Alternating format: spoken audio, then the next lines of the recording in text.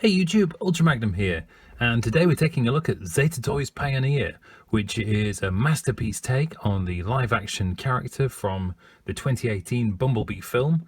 If you're new to my channel, be sure to hit the subscribe button down below. Okay, here we go. In terms of accessories, he comes with 5. There is an attachable blaster cannon. It's incredibly well sculpted and painted. It has the weather-beaten paint theme that runs across the figure. It's really nicely done, as is the hammer. This is incredibly detailed. I mean, it's everywhere. And the paint, again, it's got the weathered touch on the yellow and then the solid metallic look for the rest of it. These are surprisingly made of a soft plastic. They look metal. It's got a brushed kind of metal paint effect on it. I don't know how they've done this so well actually, and without it kind of rubbing. It looks really nice, really good, as does the other one. 2 different kinds there. They're both attached to the wrist. I'll show that in a second. You also get a battle visor. It's got the same weathered yellow paint effect and a nice touch, which is the honeycomb in the eyes there. All of the weapon accessories connect to the figure in a really solid way. For the blaster, you have to rotate the wrist around, and it just kind of goes on there, and then there's a little tab, goes onto there, and it's very snug. No issues there whatsoever. Same setup for the sword, that connects very nicely, and the hammer is on a kind of masterpiece style tab on the inside of the hand. That's really solid without the hand even opening. The battle visors are a little more awkward to connect. It basically just sort of sits on the face. You just kind of pop it on there and hope for the best. There is a little bit of a tab, but it's so thin, the connection. It will sit and it'll stay there, but you can knock it off dead easily. So I'm going to knock 1 point off for that. Final score for accessories, 9 out of 10. In terms of the head, it's on a ball, so there is swivel all the way around. You get a really good look down, and if you move these ties at the back, you get an excellent look up as well. So good all around. The shoulder allows for full rotation all the way around. You get a good out to the side, and you can even lift this up a little bit on a joint on the inside to give you a bit more flexibility there, if you like, on the outwards.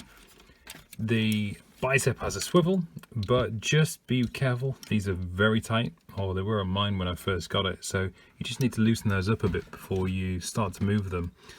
The elbow is limited, to be honest. It will only get you to there, and that's it. So that's something to note. The hands have articulated fingers, although there are only 3.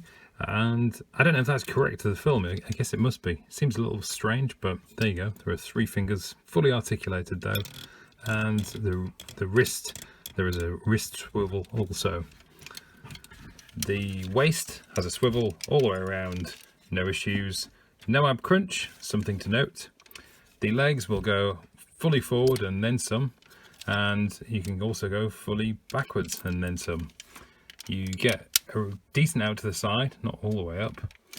The knee is single joint. It'll get you to there, but you know, you've got such a good range in the leg anyway. To be honest, that's probably fine. Is really something to note. Just point out actually, how impressive is that? This little piston kind of effect in the knee. I mean, that is proper attention to detail. I like that. The feet are on a rocker forward, more than they are backwards, so there's not much there. You do get a bit of side to side. Again, this is quite stiff, this one, so just be careful with that.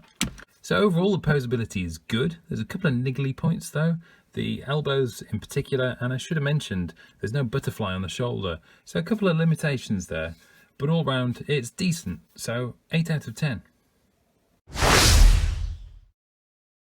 In terms of paint, it's painted from head to toe, and it is absolutely immaculately done. You've got the nice weather-beaten look to the yellow, and it's so smooth. It's just, I can't quite get over how well this is painted. It's top-notch stuff.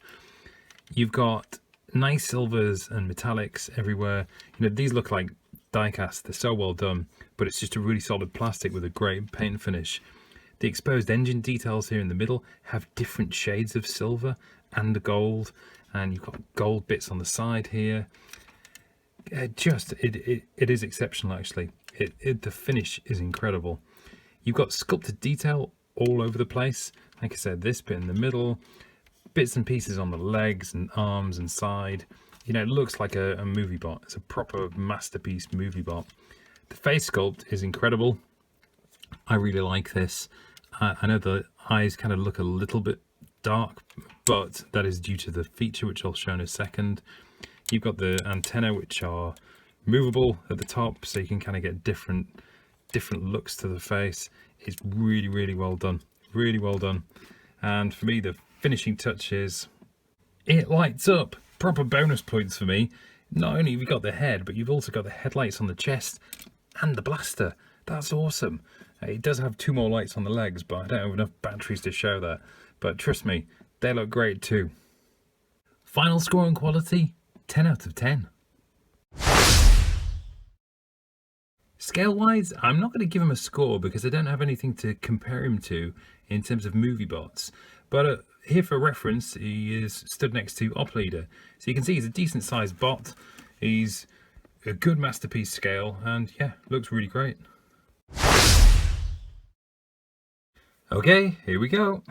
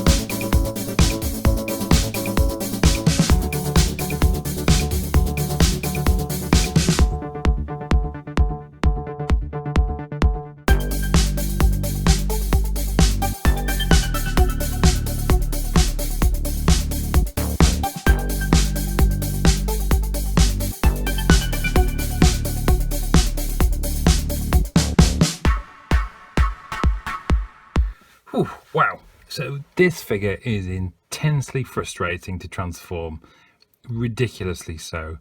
It's beyond fans' toys complicated in terms of moving parts, things exploding out and then having to be reconnected together, and panels opening, and every single bit of it is difficult, to be honest. There's not an easy part to the transformation.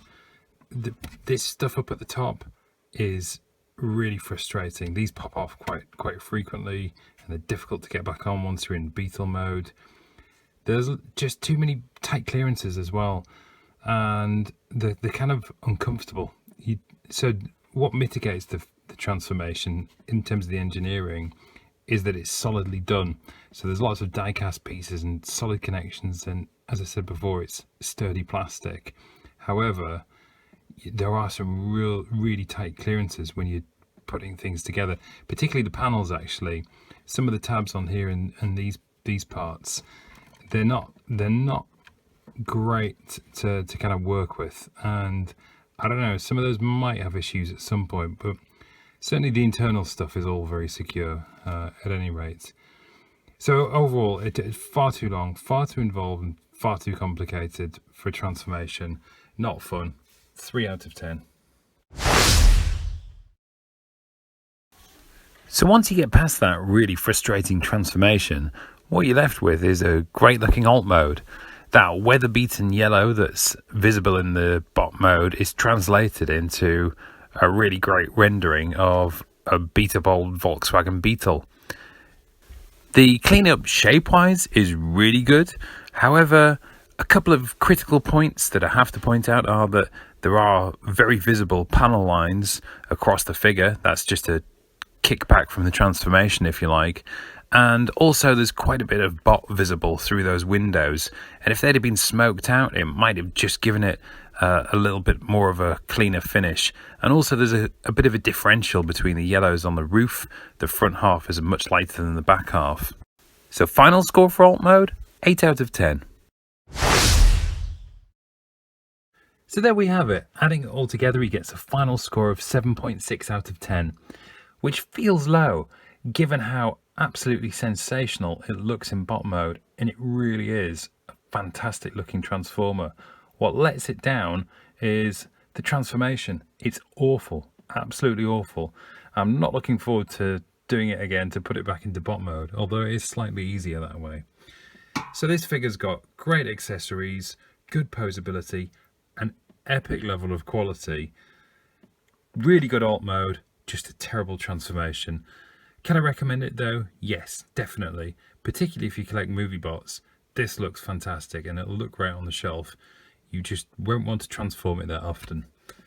Anyway, thanks for watching. Hope you've enjoyed it. Please be sure to subscribe to my channel and bye for now.